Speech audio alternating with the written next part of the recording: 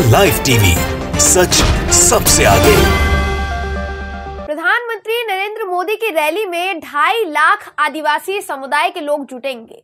ये दावा मध्य प्रदेश में प्रधानमंत्री नरेंद्र मोदी की रैली के लिए बीजेपी ने किया था। दोस्तों, आज मध्य प्रदेश में जहां मोदी जी पहुंचे, वहां 2.5 लाख का आंकड़ा तो दूर, 10,000 का आंकड़ा भी मुश्किल से पार हो पाया होगा, दावे के साथ कह रही हूं। जब आप तस्वीर देखेंगे तो दंग रह जाएंगे।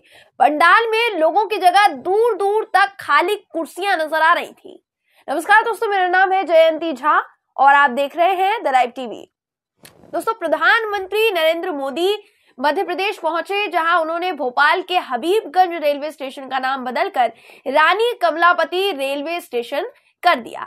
मोदी जी ने इस रेलवे स्टेशन का उद्घाटन किया। मतलब समझ लीजिए आपकी, अगर आप सिर्फ मंच की तस्वीर देखेंगे जो साझा हुई है, वो तस्वीर देखेंगे तो मोदी जी की इस रैली में आपको सब कुछ ठीक ठाक नजर आएगा। मतलब आप अंदाजा लगा सकेंगे कि ठीक है, होता है ये रैली में। लेकिन अगर आप थोड़ी नजर घुमाकर मंच के सामने सीध में देखेंगे तो लोगों की तादाद देखकर आप दंग रह जाएंगे। बीजेपी तो बड़ी डींगे हाँकते हुए कह रही थी दोस्तों कि मोदी जी का भाषण सुनने के लिए 2.5 लाख लोगों की भीड़ जुटेगी। लेकिन जिस तरीके से प्रधानमंत्री जी मंच से भाषण दे रहे थे ना, और लोग वहां से निकल कर भाग रहे थे, उसी से अंदाजा लगाया जा सकता है कि पीएम मोदी को सुनने में अब किसी की दिलचस्पी बाकी नहीं रह गई है। सबके सब बिल्कुल बोर हो चुके हैं उनके हर एक भाषण से, क्योंकि वही डायलॉग हर भाषण में मारते हैं। इसी एक तस्वीर से दोस्तों, मुख्यमंत्री शिवराज सिंह चौहान, प्रधानमंत्री नरेंद्र मोदी, रेलवे मंत्री अश्विनी वैष्णव की सबकी घोर बेइज्जती हुई, क्योंकि ये तीनों मंच पर मौजूद थे। आपको हम सबसे पहले वीडियो दिखाते हैं। ये वीडियो आप सीधा एमपी से है, जहां मोदी जी तो बड़े जोश जोश में पहुंचे थे, पर वहां पंडाल में लोगों की संख्या देखकर दावे के साथ कह रही हूं कि उनके खुद के होश उड़ गए होंगे, क्योंकि इतनी कम संख्या उन्होंने तो कभी उम्मीद नहीं की होगी। आपको वीडियो दिखाते हैं, देखिए।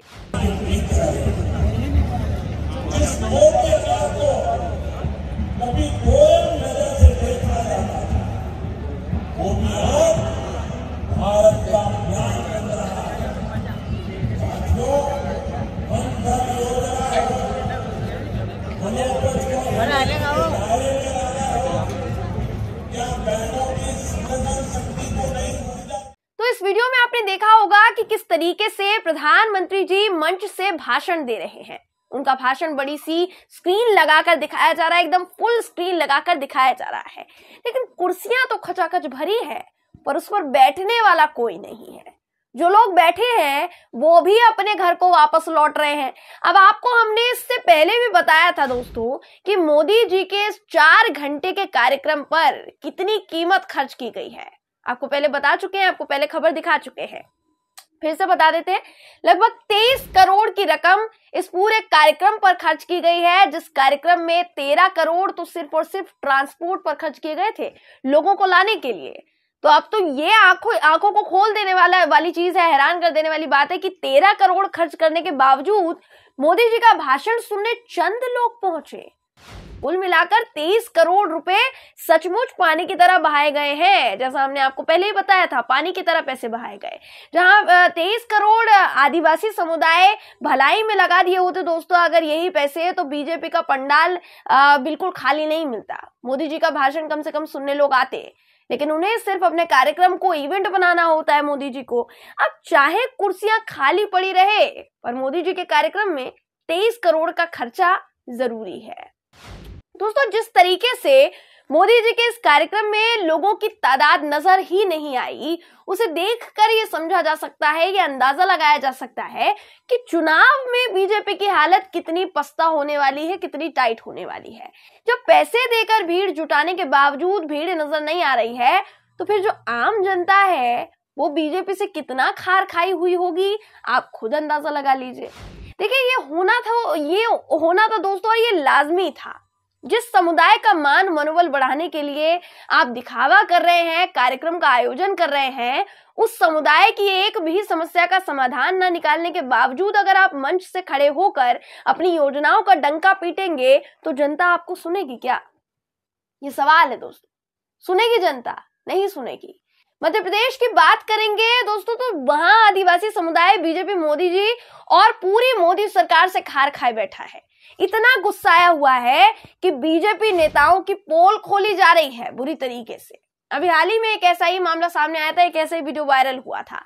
आपकी स्क्रीन पर सबसे पहले इस वीडियो से जुड़ा एक ट्वीट आपको दिखा देते हैं। आपको हम काशिफ काकवी का ट्वीट दिखा रहे हैं।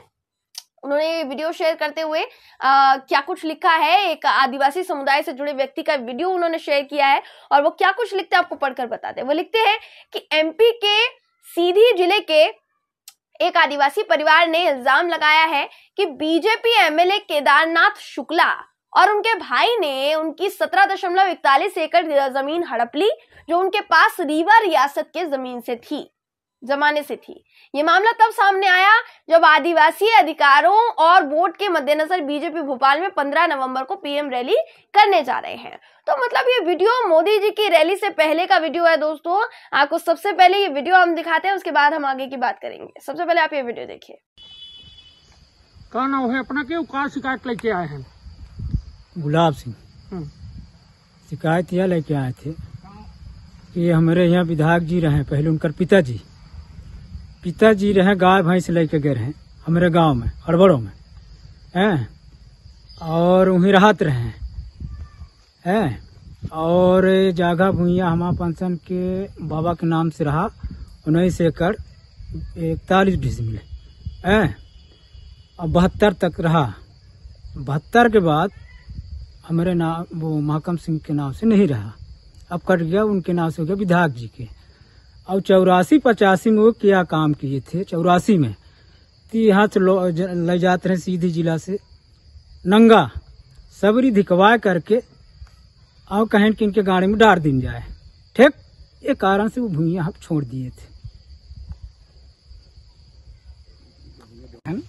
जैसे बहुत दिन से ये बंटवारा नहीं हो पा रहा हमारा जमीन का, तो सोचन भाई से बोलन कि भैया ऐसा है कि चला ये बंटवारा कर लीन जाए।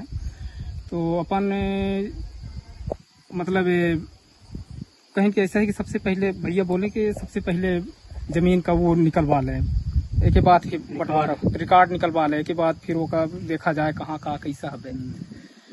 तो जमीन का जब रिकॉर्ड निकाला तो 1972 तक महकम सिंह का रहा।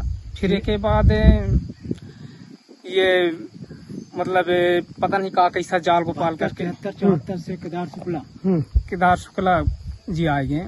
तो हम ये चाहे थे कि एक मतलब ये कैसा भाग कैसा, और जबकि ये में पिताजी अभी मतलब जिंदा है, वो बताएं कि नहीं दान वान में नहीं दीन गया है और कुछ इधर उधर से। तो हम चाहते कि हमारी जमीन दिलावा जाए। तो आपने इनका बयान तो सुन लिया। अब देखिए आपकी स्क्रीन पर हम आपको इनका वो पत्र भी दिखा रहे हैं दोस्तों, एक शिकायत पत्र दिखा रहे हैं जो इस परिवार ने एसडीएम कोर्ट में भी रखा है बाकायदा, और शिकायत की है कि हड़पी हुई 17.41 एकड़ जमीन में से एमएलए के नाम 2.41 और उनके भाई के नाम 15 एकड़ जमीन है, जो 1972 तक उस परिवार के नाम थी। तो मतलब मोदी जी मंच से खड़े होकर आदिवासियों के हित की बात करते हैं, और वहीं दूसरी तरफ उनके जो विधायक हैं, बीजेपी के जो विधायक है, जो एमएलए साहब हैं, वो गरीब आदिवासियों की ही जमीन हड़प रहे हैं, उन्हीं पर कब्जा किए बैठे हैं। यही सबसे बड़ी वजह है दोस्तों कि मोदी जी का भाषण सुनने के लिए इतनी कम संख्या में लोग पहुंचे, क्योंकि मोदी जी आप शायद जुमला देने में अब तक एक्सपर्ट हो गए होंगे। अब इतने साल हो गए हैं, अब जुमला ही दिए जा रहे तो एक्सपर्ट हो गए होंगे, एक्सपीरियंस हो गया होगा। लेकिन असली वादे और जुमले में फर्क करना जनता सीख गई है। मोदी जी की तो आदत हो गई है दोस्तों कि उन्हें कुछ भी करके किसी भी कार्यक्रम में फेकम फाकी और जुमला देना ही है। अब आदत को कौन सुधार सकता है? इतने सालों से जब करते आ रहे तो आदत पड़ ही गई होगी। पर मोदी जी जनता को न पहले लपेटने की आदत थी और न अब लपेटने की आदत है, इसलिए आपको फेकम फाकी छोड़ देनी चाहिए।